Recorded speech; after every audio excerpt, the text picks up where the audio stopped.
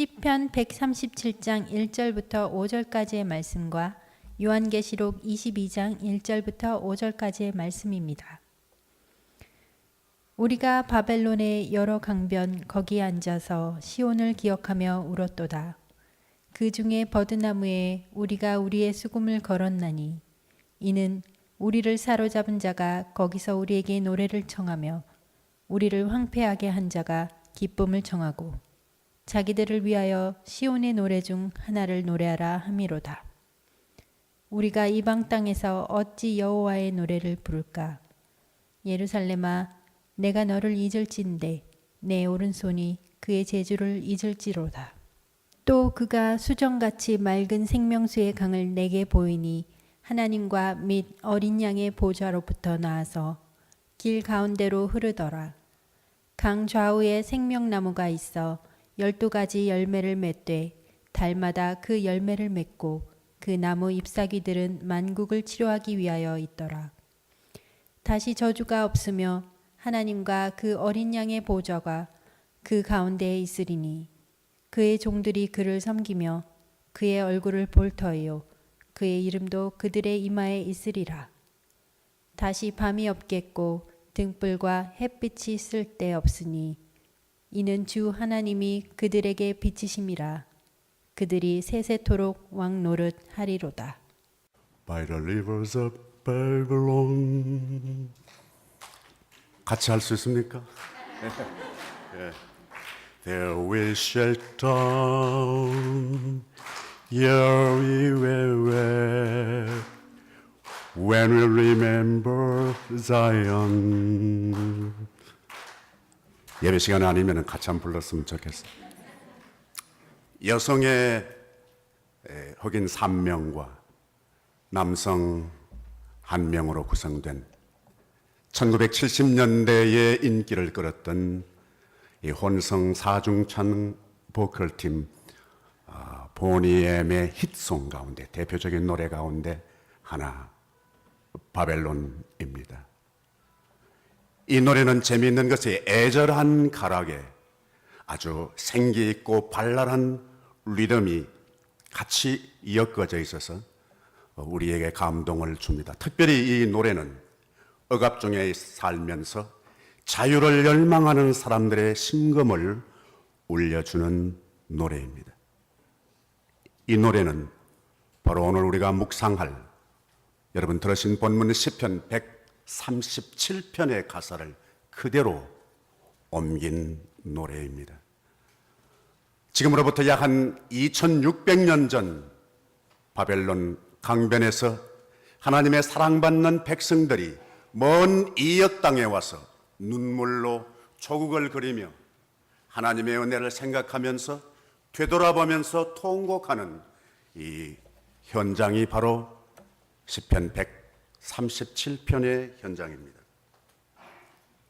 우리가 자세히 보면 역사를 자세히 들여다보면 거기는 마치 하루의 밤과 낮이 있듯이 밝은 면과 어두운 면이 새끼 꼬이듯이 그렇게 엮어져 있는 것을 볼 수 있습니다.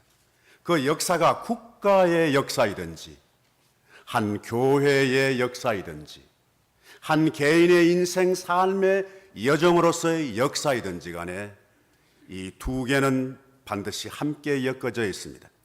언제나 행복했던 때는만은 없습니다. 언제나 불행한 때만 있는 것 역사는 없습니다. 언제나 정의가 살고 불의가 죽은 시대는 없었습니다. 언제나 정의가 죽고 불의만 살아서 왕성한 시대는 없었습니다. 시간으로도 그렇고 공간으로도 그랬습니다. 어느 한쪽에는 정의가 있고 어느 한쪽에는 불의가 성하고 어느 한때는 행복이 성하고 어느 한때는 불행이 성했던 시대가 있었다는 것을 우리 역사적으로 볼 수 있습니다. 우리의 삶이 어렵든지 좋든지 간에 이 사실을 확실히만 깨달으면 우리가 어려운 일 당할 때 더 담대할 수 있습니다. 우리가 좋은 일 당할 때 훨씬 더 겸손할 수 있습니다. 우리가 개인 어떤 삶에서든지 기회가 주어졌을 때 왜 혼돈하는가? 용기를 잃어버리고 겸손하지 못하는 것이 문제입니다. 상황이 문제가 아닐 때가 참 많습니다. 우리가 생각하는 데는 여건 탓이라고 생각하는데 자세히 들여다보면 여건 탓이 아닙니다.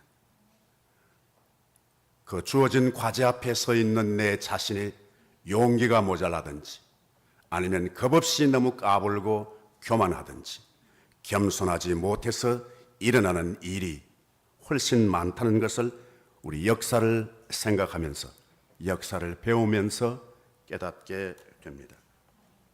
오늘 시편 137편은 바벨론 강가에서 부르는 노래인데 이 37편 그렇게 길지 않는 여기 가운데 반대되는 어휘가 몇 가지로 발견됩니다. 하나는 바벨론의 반대 시온, 조금 내려가면 더 구체적으로 예루살렘이라고 말합니다. 또 하나는 기쁨, 그리고 울음, 그리고 하나는 잊어버린다, 망각, 하나는 기억한다. 이 전혀 반대되는 이 어휘의 사건과 의미가 이 짧은 137편을 형성하고 있습니다. 잊어버리기 쉬운 사건 가운데 하나, 우리는 한국 6.25 전쟁을 기억해야 합니다. 전쟁이 일어난 지 64년, 전쟁이 끝난 지 61년, 그 짧은 3년 동안에 어마어마한 희생과 눈물과 땀과 피가 쏟아진 것을 우리는 기억합니다. 도대체 우리가 그때에 현장에 없었던지 모르든지 우리가 더더욱 기억하고 있다면 지금 미국에 살고 있는 내 개인과 더 넓게는 우리 미국에 있는 한인 교회와 6.25는 어떤 연결고리가 있는가? 이거 우리 잊어버리면 우리 미국에 살고 있는 교인으로서, 한국 동포로서, 코리안 아메리칸의 패밀리로서 우리가 의미가 상실될 것이라고 생각합니다. 여러분 잘 아시는 대로 6.25가 일어났을 때에 유엔의 결의에 의해서 당시 16개국의 나라의 젊은 병사들이 낯설고 물설고 말설고 사람 낯선 곳에 와서 그들의 꽃다운 10대 청춘의 목숨을 버렸습니다. 바쳤습니다. 일가 친척을 위해서가 아닙니다. 사랑하는 사람을 위해서도 아닙니다. 누군지도 이름도 알지 못하는 모르는 사람을 위해서 그렇게 생명을 바쳤습니다. 더위는 더위로, 추울 때는 추위에 견뎌가면서 그렇게 목숨을 바쳤습니다. 특별히 그 16개국 가운데 우리는 미국에 있으면서 미국의 젊은 청년들의 희생을 잊을 수가 없습니다. 그 가운데 특별히 페이필에 사는 우리는 여기에 있는 에어본 우리 그 부대를 잊을 수가 없습니다. 기념관이 있습니다. 만약 지금까지 여러분이 그 기념관에 한 번도 가보지 못하셨다면 안 됩니다. 안 됩니다. 그러면 우리는 페이필 사람이 아닙니다.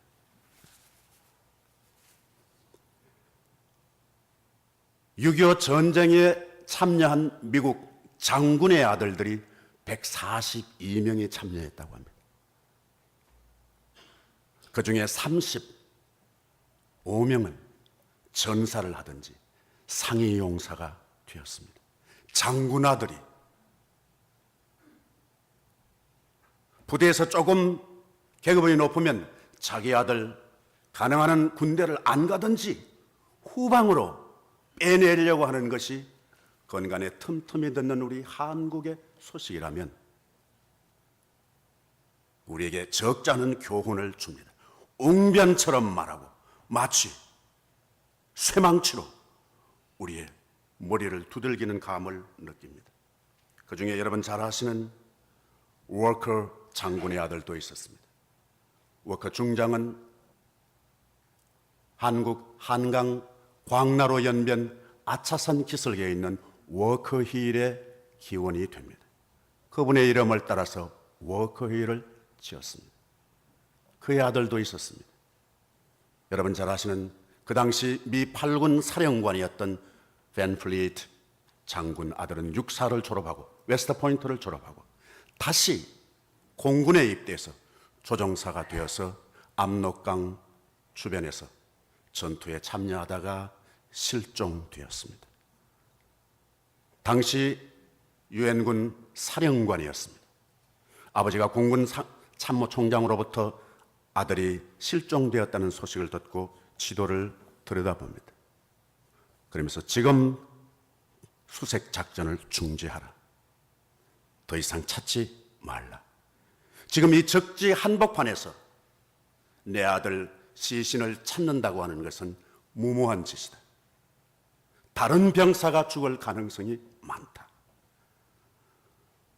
끝까지 찾아내라고 하는 사람들에 비하면 여기에 남의 나라에 와서 오지 않아도 될 아들, 얼마든지 오지 않게 할 수 있는 그 아들, 아버지와 함께 전장에서 실종되었을 때 왜 찾고 싶은 마음이 없을까? 그러나 또 다른 병사의 희생을 차단시키기 위하여 아들의 시신 찾는 작업을 중지시킨 밴 플리트. 참모총장으로 있으면서 자기가 가만히 있어도 찾지 말라고 말하는 명령하지 않아도 밑에 부하들이 얼마나 샅샅이 그 시신을 찾을까? 무엇 때문에? 우리는 그 밴 플리트 장군의 마음을 읽는 지혜가 필요하다고 봅니다. 우리가 너무나 잘 아는 아이젠하워 장군의 아들도 거기에 있었습니다. 전쟁 기간 동안에 장군은 대통령이 됩니다. 밴 플리트 장군을 만났습니다. 만나자 처음 질문이 아들에 대한 질문을 합니다. 밴 플리트 장군에게 내 아들이 어디 있습니까? 아들을 희생시키고 수색 작업까지 중지시킨 밴 플리트 장군에게는 의외의 질문이었습니다. 묻고 난 다음에 대통령은 내 아들을 후방으로 빼세요. 너무나 충격적인 명령이었습니다. 자기는 실종된 아들 수색 작업까지 중지시켰는데 대통령은 자기 아들을 후방으로 빼라는 것입니다. 주위에 있는 참모들이 찬물을 끼얹은 듯이 조용했습니다. 대통령은 계속 말합니다. 내 아들이 전사한다면 안타까운 일이지만 그러나 우리 가문으로서는 영광입니다. 그러나 만약 전사하지 않고 체포된다면, 포로가 된다면 적군은 틀림없이 내 아들을 두고 대통령 나에게 가당찮은 요구를 할 것입니다. 그럴 때 우리 국민들은 아들을 빼내기 위해서 적의 요구를 들어주라고 말할 것입니다. 나는 그 감당할 수 없는 일을 할 수가 없습니다. 전사하든지 하지 않든지 아들의 포로가 되지 아니하도록 지켜주십시오. 오해할 수 있는 요청입니다. 명령입니다.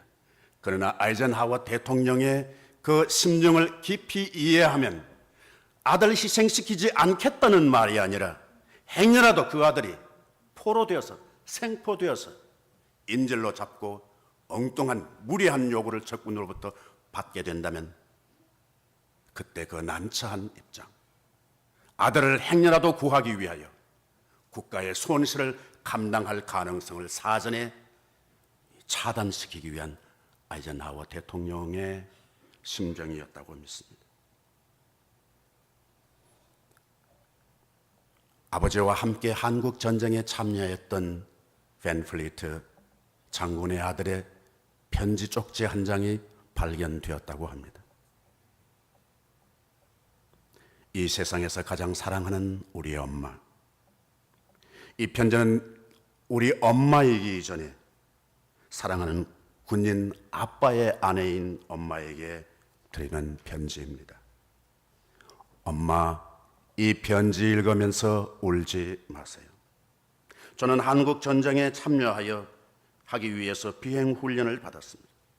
아빠는 지금 고통받고 있는 한국인의 평화와 행복을 위하여 두려움을 잊고 싸우고 계십니다. 저는 미력한 힘이지만 그런 성스러운 가치에 동참하고 있습니다. 사랑하는 나의 엄마, 나를 위하여 기도하지 마시고 대신 조국의 부름을 받아서 저와 함께 싸우는 미국의 아들들을 위하여 기도해 주세요. 이들 모두는 조국이 부여한 의무와 책임을 다하기 위해서 목숨을 바치는 미국의 진정한 아들들입니다. 안녕히 계십시오, 엄마. 대한민국의 행복과 자유를 위하여 우리만 피 흘린 것이 아니라 알지 못하는 남의 나라 사람들이 먼 뉴욕 땅에 와서 그들이 캄캄한 밤에 텐트 속에서 그리고 차가운 땅바닥 위에서 밤을 지새면서 별을 보면서 불렀을 그들의 노래, 조국을 그리워하는 노래, 사랑하는 친구와 부모님을 보고 싶어하는 노래, 끝내 돌아가지 못하고 불렀던 그들의 한강변에서의 노래. 우리는 그 노래를 오늘 이 시편 137편 바벨론 강변에서의 노래에서 우리는 같이 들을 수 있습니다. 그들은 그것으로 끝나지 않았습니다. 그들은 그 전쟁통에 아버지 어머니를 잃어버린 어린 나이들의 또 다른 아버지 어머니가 되어주셨습니다. 갈 바를 알지 못하는 어린 소녀들의 따뜻한 남편이 되어주었습니다. 부대 주위를 맴도는 젊은 소년들의 벗이 되어주었습니다. 조건을 가진 것이 아니었습니다. 조건이 없었습니다. 인물을 보지 않았습니다. 두뇌를 보지 않았습니다. 장래의 희망을 보지 않았습니다. 인간 될까 말까를 생각하고 난 이후에 선택하지 않았습니다. 조건 없이 그냥 자처하는 것입니다. 내가 너희들의 아버지 어머니가 되겠다. 내가 너희들의 남편이 되겠다. 너희들의 친구가 되겠다. 너희들의 학부모가 되겠다. 장래는 불확실합니다. 알 수 없지만 그렇게 선택해주고 연결해주고 곁에 있게 되었습니다. 그들이 오늘날 나와 여러분들의 어머니십니다. 그분들이 나와 여러분의 누이요, 동생이요, 언니요, 그리고 아우요, 형입니다. 미국에 있는 한국 이민교회는 6.25 전쟁과 결코 따로 바퀴가 다르게 굴러가듯이 굴러갈 수 없습니다. 본격적인 이민교회는 1903년 하와이의 사탕수수 밭에 이민자로 온 사람들이라고 볼 수 있습니다. 대한제국 말기에 대한제국 국민으로 왔습니다. 물론 선교사들이 연결이었습니다. 하와이의 사탕수수 밭에 온 사람들은 거의가 교인들이었습니다. 선교사들이 연결해서 이 어려운 나라에 살지 말고 조금 더 여유 있는 생을 살기를 위해서 안내해 준 곳이, 길 열어준 곳이 하와이였습니다. 그러다가 몇 년 지나고 난 이후에 1910년 한국은 일본과 합병됩니다. 대한제국 국민으로 왔는데 갈 곳이 없습니다. 그 뙤약볕에 힘들게 고생해서 벌었지만 그 하루 번 돈의 적지 않은 양을 조국의 광복을 위하여 헌금합니다. 제1세대의 이민자는 1903년부터 시작된 이민 사탕수수 밭의 이민자들이었습니다. 그분들은 거기에서 교회를 시작합니다. 먼 뉴욕 땅에 두고 온 교회를 생각하면서, 먼 뉴욕 땅에 두고 온 부모님을 생각하면서, 형제와 가족을 생각하면서 그곳에 눈물을 제물로 삼고 단을 쌓고 예배를 드립니다. 우리는 광복해야 한다. 그리고 우리가 돌아가고 싶은 곳으로 돌아가야 된다. 그 생각을 하면서 열심히 일하고 기도하고 눈물을 뿌리며 땀 흘린 대가를 조국의 광복을 위하여 바쳤습니다. 특별히 미국에 있는 한인교회의 기원은 바로 하와이 수수밭 이민자들로부터 시작된다고 볼 수 있습니다. 올해 111년을 맞습니다. 원하든 원하지 않든, 하와이에 가보셨든지 가보지 않으셨든지, 그분들을 가족이 아닌 남남이든지 원하든지 원하지 않든지, 우리 이민교회는 하와이 사탕수수 밭에, 그리고 6.25 때 이곳에, 낯선 곳에 사람들을 따라서 와서 자란 우리 갓난아기들, 그리고 소녀들, 그들의 DNA를 차단시킬 수 없습니다. 이민교회는 바로 그분들의 눈물과 고뇌로 토양이 되고 온상이 되고 그렇게 가꾸어져 왔습니다. 우리 이민교회를 표층으로 보면 큰 오해입니다. 이민교회 역사의 111년의 역사 속에 스며 있는 심층의 구조를 읽지 않으면 우리는 오해하는 겁니다. 우리는 교만한 겁니다. 우리는 허영이요, 우리의 신앙의, 이민교회의 신앙의 진수를 놓치는 것이라고 생각합니다. 혹시 이 중에 배 타고 미국에 오신 분이 계세요? 예, 나는 그분들을 이민 1세대라고 생각합니다. 배 타고 오신 분들. 두 번째는 비행기 타고 오신 분들인데, 비행기 타고 오신 분들 가운데도 두 부류, 군용 비행기 타고 오신 분과 민간 항공기 타고 오신 분, 굳이 나누면은 2세대와 3세대. 대한민국 항공기 타고 오신 분 4세대입니다. 여러분, 4세대는 1세대를 무시하면 안 됩니다. 여러분, 대한민국 항공기를 타고 오시기까지 몇 달이 걸려서 배 타고 오신 우리들의 1세대의 눈물과 고뇌와 서러움이 있습니다. 낯선 곳에 와서, 젖먹이러 와서 의식을 가질 때 자기와 다른 아버지, 어머니, 그분들이 잘못해서가 아닙니다. 그냥 서러운 겁니다. 그냥 서러운 겁니다. 남편 따라서 오신 분, 남편이 잘못해줘서가 아닙니다. 그분들이 한강변에서 불렀던 노래처럼 우리는 미국 땅 미시시피 강변에서 우리는 그분들의 또 다른 노래를 불렀습니다. 밤하늘 별을 쳐다보면서 고국을 그리워했습니다. 익숙하지 않는 것이 한두 가지가 아닙니다. 오로지 익숙한 것은 몇몇 사람이 모여서 기도하고 찬송 불렀던 자리, 그것이 오늘날 한국 교회의 토양입니다. 우리는 역사를 되돌아보면서 지금 현재 보이는 문제나 지금 현재 보이는 상쾌함만 생각하면 크게 오해라는 것입니다. 그 이후에 우리는 공부하기 위해서 오신 분들도 계십니다. 옛날에 공부하러 오신 분들은 다 어렵게 공부했습니다. 식당에서 뜨거운 스팀 속에서 기름기 묻은 첩실을 닦으면서 밤에는 일하고 낮에는 공부했습니다. 다 여기에 계시는, 먼저 와 계시는 분들의 배려 때문이었습니다. 제도 때문이었습니다. 그것을 마치 젖처럼 먹고 우리는 자랐습니다. 범위를 좁혀서 교회로 보면 그렇습니다.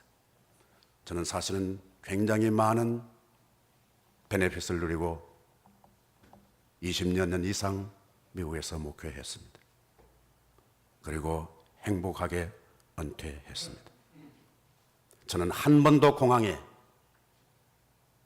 이민백을 들고 오시는 분들 마중 나간 적이 없습니다. 저는 한 번도 우리 교회 교인 자동차 라이선스 받는데 동행한 적이 없습니다. 한 번도 우리 교인들 자녀들 학교에 입학하는데 안내차 학교 사무실을 찾아간 적이 없습니다. 한 번도 아파트 얻는 데에 오피스에 가서 도와준 적이 없습니다. 한국에서 가돈 이민 보따리 짐 들고 우리 집에 며칠이든지 몇 주간씩 버티고 함께 묵고 지난 적이 없습니다. 그러나 우리의 목회자의 선배들은 그렇게 사셨습니다.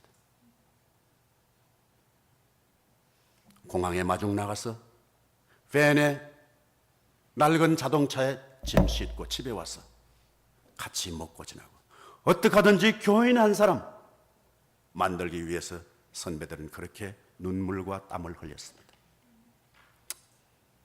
때로는 며칠, 때로는 몇 주간, 때로는 심지어 몇 달 동안 같이 있다가 교회에 출석하고 아파트 얻고 직장 생기고 그러다가 몇 달 지나고 나면 목사님 그동안 고마웠습니다. 저 이제 다른 교회 갑니다. 그렇게 작별한 이별이 한두 건이 아니었습니다. 그것이 이민교회의 토양입니다. 그게 기초가 되었습니다. 그런 상처와 서러움을 극복하고 오늘 한인교회는 군데군데 그렇게 마치 민들레꽃처럼 야생꽃처럼 그렇게 버티어 왔습니다. 고린도전서 1장에 기는 말씀은 우리로 하여금 감동케 합니다. 형제들아 너희 부르심을 보라.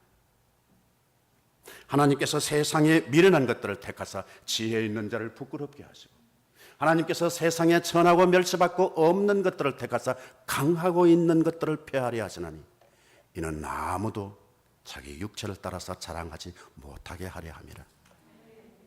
하나님의 섭리는 신비로우면서 얄궂습니다. 야속하기도 합니다. 우리의 아픔과 서러움을 토양으로 삼고 우리의 영성과 우리의 미래를 하나님께서 갖고 오셨습니다. 우리 1세들의 눈물과 고뇌로 우리의 패밀리가 살았습니다.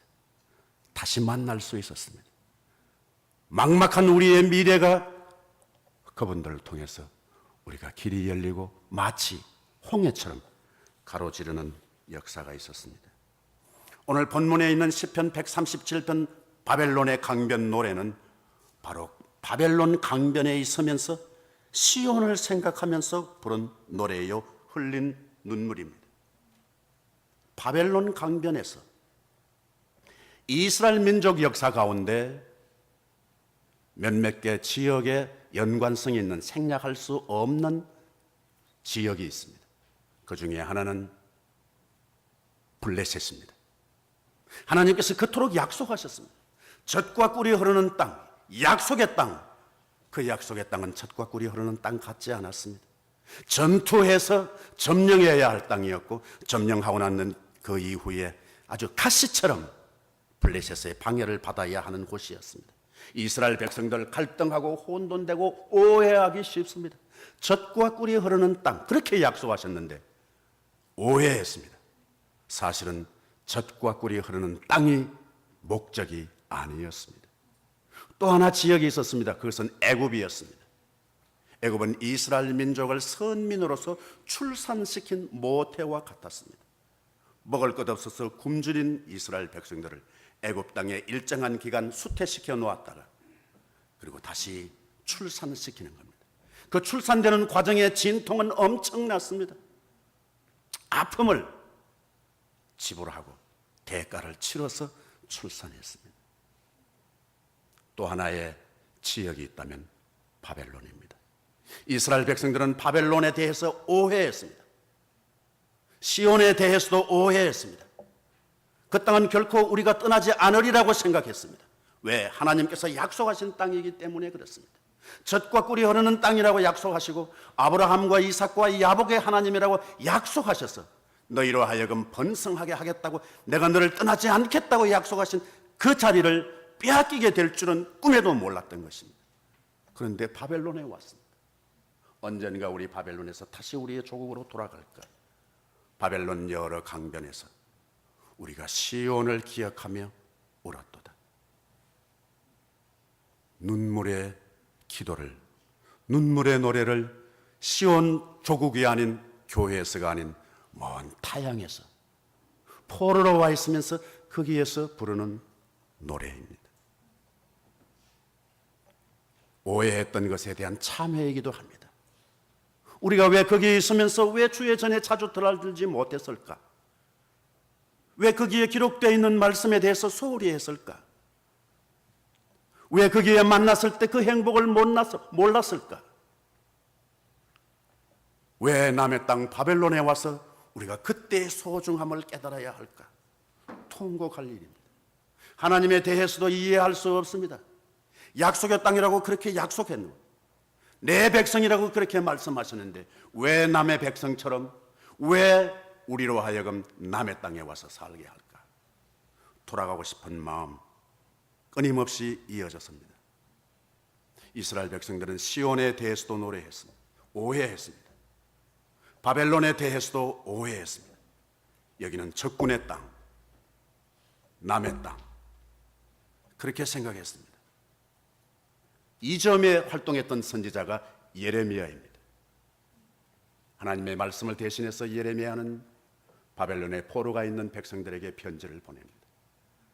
너희들은 그곳 바벨론에서, 거기에서 집을 짓고 거기에서 살면서 거기에서 텃밭을 만들고 거기에서 집을 짓고 그 텃밭에서 나는 열매를 먹으라.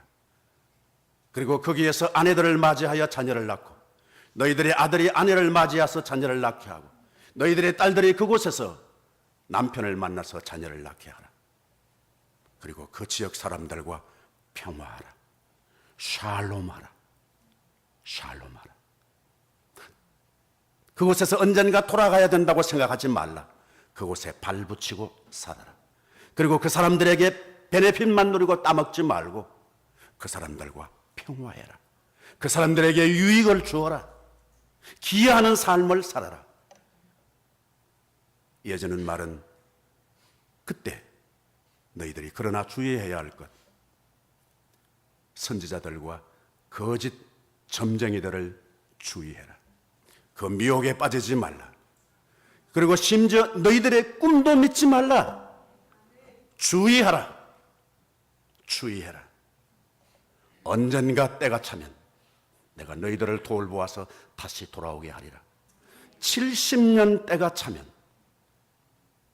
거기에서 어떻게 하면 우리가 바벨론 이 포로에서 벗어날까? 우리가 언제 이 바벨론을 떠날까?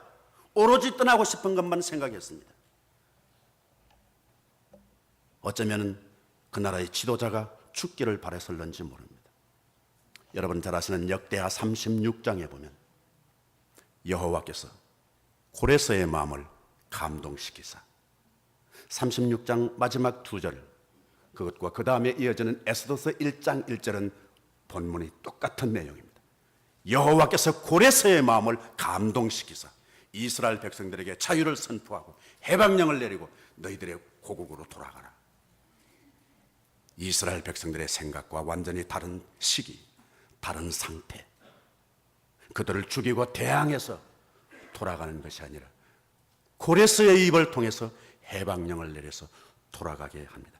70년 하나님의 때가 찰 때까지 그곳에 살면서 그곳에서 텃밭을 만들고 그곳에서 자녀를 낳고 그곳의 사람들과 평화하고 그리고 거짓 선지자들과 점쟁이들을 주의하고 때가 70년 찰 때까지 기다려라.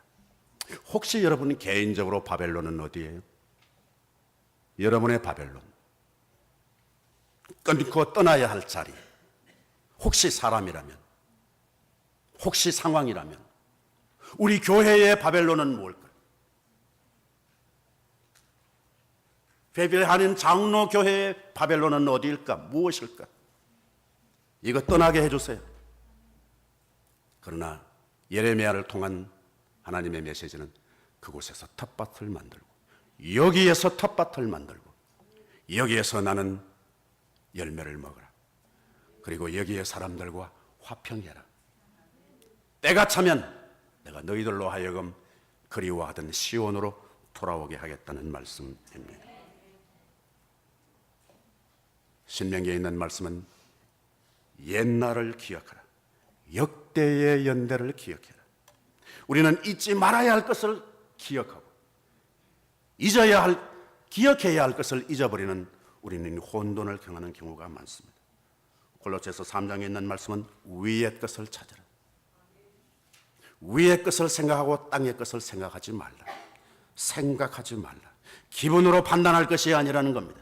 지금 현재 우선 유익이 무엇인가를 따라서 판단하지 말 것입니다. 가다금씩 저는 경험합니다. 조금 마음이 조급한데 2차선을 레인으로 오는데 1차선이 꽉 밀렸어요. 2차선 안쪽에 가로등이 텅텅 비어 있는 거예요. 아이고 이거 왜 이래요? 샥 갔습니다. 잘 나갑니다. 아이고 잘 빠져나왔네. 그런데 얼마 안 가니까 멈춰버린 거예요. 여러분, 비어있다고 그 자리가 내 자리가 아닌 경우가 엄청 많습니다. 인내가 필요합니다. 생각이 필요합니다. 마음의 여유가 필요합니다. 조급하면 일 망칩니다. 전도서 7장에 형통한 날에는 기뻐하고 곤고한 날에는 생각하라. 하나님께서 이 두 가지를 병행하셔서 사람이 장래일을 구별하지 못하게 하셨느니라. 형통한 날에는 기뻐하고, 히브리 성경은 토부한 날에는 토부하게 살고, 곤고한 날에는 생각하라. 깊이 생각하라. 조급하게 결정 내리지 말라. 지금 비어있다고 해서 그 내 자리 아니야. 지금 내한테 조금 득된다고 하는 생각, 그 길이 유익한 길이 아니라는 교훈을 줍니다. 창세기 6장 8절에 하나님께서 이 세상을 완전히 뒤엎어 쓸어버리겠다고 작심한 그때, 짧은 절 8절은 이렇게 기록합니다. 그러나 노아는 하나님께 은혜를 입었더라. 그 말보다 더 감동적인 것은 히브리 원문 성경입니다. 6장 8절은 히브리 성경은 이렇게 읽습니다. 그러나가 뭐예요? 하나님께서 완전히 이 세상을 다 쓸어버리고 뒤엎어버리겠다고 생각하실 그때, 그 하나님 앞에, 그러나 노아는 하나님의 눈동자 속에 있는 은혜를 찾아내었다. 이게 히브리 성경입니다. 위기 가운데 노아는 하나님 눈동자 속에 담겨져 있는 은총을 찾아내었습니다. 발굴하는 것입니다. 이 바벨론에서 시온의 노래를 부르면서 울었던 이 사람들, 버드나무 가지에 우리의 수금을 걸어 놓았다. 바벨론 강변 버드나무 가지에 우리의 수금을 걸어 놓았다. 왜? 거기에 있는 사람들이, 우리를 사로잡은 자들이 우리에게 노래를 청하고, 우리를 황폐케 한 사람들이 우리에게 기쁨을 요청한다. 그 기쁨 요청하고 그 노래 제목이 무엇인가 하니까 우리가 시온에서 불렀던 노래 중 노래 하나를 부르라고 한다. 우리가 어떻게 이방에 살면서 하나님의 노래를 여기에서 부를까? 저 군대 가서 맨 처음에 입대했더니 고참에 나오더만 노래 한번 해봐 그러더라고요. 그냥 아무 노래가 아니에요. 너 사회에 있을 때 애인하고 팔짱 끼고 다닐 때 놀았던 그때 노래 하나 알아요. 왜? 떨버? 그러신 거예요. 내가 노래 안 하고 가만히 있으니까. 네가 애인하고 팔짱 끼고 놀아다닐 때, 그때 나는 차가운 애무한 소총을 품에 품고 포복했어, 이 자식아. 왜? 떨버? 나는 그 말 듣고 존경하게 되었습니다. 아하, 이분들은 내가 못 봤지만 내가 사회에서 신나게 쫄쫄쫄쫄 놀아다니고 있을 때, 그때 이분들은 차가운 대지 위에, 눈밭 속에 차가운 애무환을 가슴에 품고 포박한 사람들, 밉지 않았습니다. 우리가 못 봤지만 우리가 행복하게 신앙생활 잘하고 있는 그 순간, 그 뿌리에는 우리가 남 모르는 사람들의 눈물과 고뇌와 아픔과 억울함과 분노를 참고 지킨 자리가 있었기 때문인 줄로 압니다.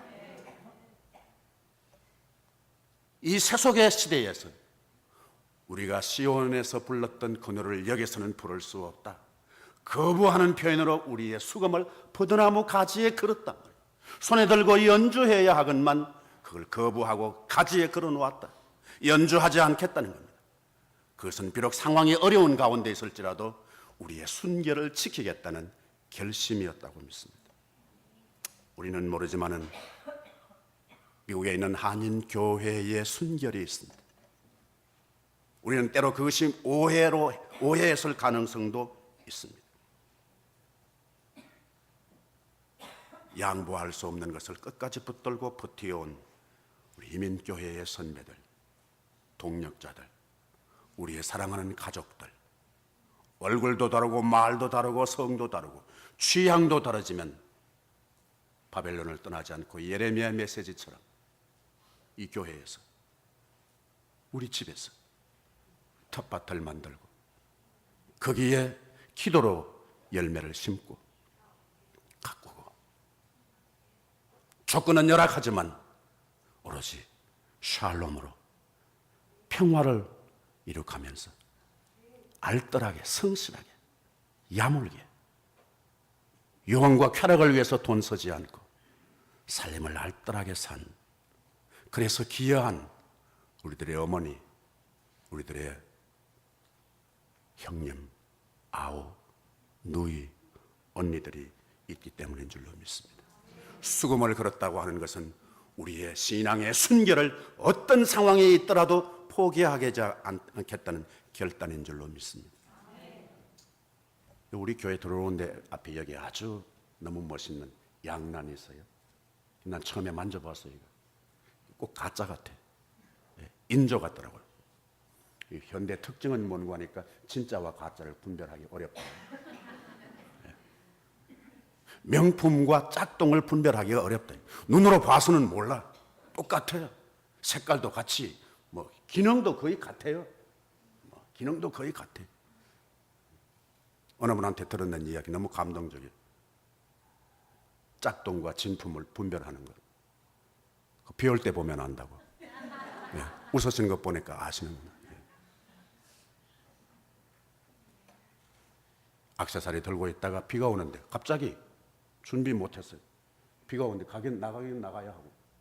그래서 머리에 이면 자기 몸이 소중한 줄 알고 그걸로 우산처럼 사용하면 그건 짝퉁. 비가 오는데도 불구하고 그것을 자기 옷만 비싼 옷이지만 그거 비 맞아도 괜찮다고 생각하고 가슴에 품고 달려가면 그건 진품. 여러분에게 있어서 페이필 장로교회는 진품의 짝퉁이에요. 여러분들이 조금 불편하다고 해서 우리 교회를 여러분들의 머리에 뒤집어 쓴다면 그건 짝퉁교회예요.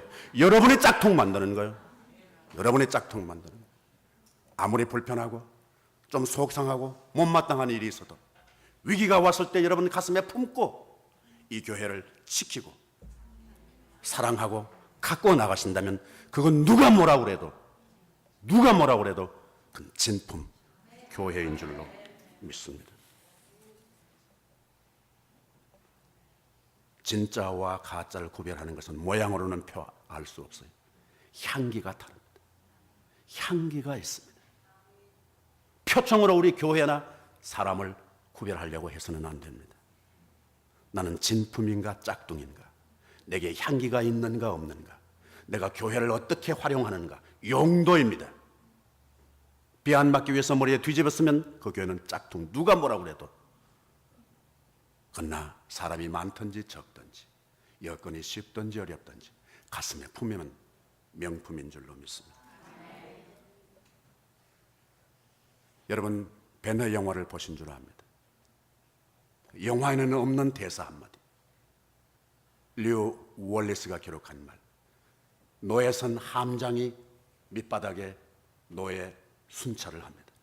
그런데 유독히 한 사람, 그 숱한 노예 가운데 유난히 눈빛이 반짝이는 한 노예 발견합니다. 그 앞에 발을 멈춥니다. 주다 벤허입니다.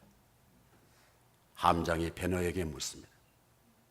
너 노예 생활 몇 년 했어? 벤허가 대답합니다. 당신의 달력으로는 30년, 내 달력으로는 400년.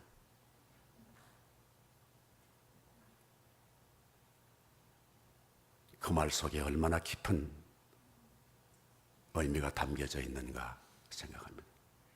베너는 베너 혼자만을 얘기하고 있지 않습니다. 하나님의 선민이 남의 나라로 쫓겨나면서 흩어져 있으면서 겪었던 순환과 고뇌와 갈등, 그 400년 동안 시련 가운데서 겪었던 DNA가 지금 베너 속에 있는 거예요. 여러분 잘 아시는 그 감동의 마차 경주 대회, 거의 결정적으로 마살라가 이기게 되어 있습니다. 그 순간에 1대1로 대결로 팔을 끌어당길 때 그때 나는 알았습니다. 베너가 이긴다. 베너가 이긴다. 마살라는 자기가 해야 할 모든 것을 다 부하들이 해줍니다. 팔 훈련하지 않았습니다. 그러나 베너는 노예선에 있을 때 조상들의 DNA까지 합치면 400년 동안 근육에 노예의 DNA가 작용한 겁니다. 시련이 승리하게 했습니다. 여러분, 시련은 결코 공짜가 아닙니다. 결코 공짜가 아닙니다. 이제 우리에게 또 다른 강변의 노래가 남아 있습니다. 그것은 요한계시록 22장의 강변입니다. 그 강변은 생명 강가입니다. 아직 우리가 부르지 못한 노래입니다. 지금은 비록 우리가 바빌론이 아니지만 미국 미시시피 유역 아니면은 페이필 무슨 레이크 강변에서 우리가 슬픈 노래로 되돌아보면서 잊었던 감동을 되새기면서 부르지만 우리에게는 반드시 또 다른 강의 노래가 있습니다. 그 노래는 생명 강가. 어린 양 보좌를 중심으로 해서 매달마다 새로운 열매가 과실이 맺히는 거기에서 부를 그 생명 강가의 노래. 그 노래 남의 노래가 아니기를 바랍니다. 우리 그 노래 부르는데 다 함께 동참하고 거기에서 다시 만나기를 확실히 믿습니다. 그 기회를 놓치지 않기를 바랍니다. 여호와 우리 아버지 하나님, 우리의 조국의 아픔을 지닌 이 시즌에, 조국의 상처가 있는 이 시즌에 거기에 피를 흘리고 꽃다운 청춘을 바친 사랑하는 사람들과, 그리고 지금까지 우리 곁에 있는 사랑하는 우리의 어버이 되어주고 우리의 남편 되고 우리의 언니 되고 어머니 되고 아우 되고 누이 된 사랑하는 사람들을 생각하면서 우리 갈수록 주의 몸된 교회에 바쳐진 눈물과 고뇌를 잊지 않게 하옵소서. 시련은 결코 공짜가 없다는 사실을 주여 잊지 않게 하옵소서. 우리의 생명 강가의 노래에 한 사람도 빠지지 않게 하옵소서. 지금 이 시간의 시련과 이 하나님 아버지 여건 속에서 우리의 만남을 망각하지 않게 하옵소서. 나사렛 예수 그리스도 이름으로 기도하옵나이다. 아멘.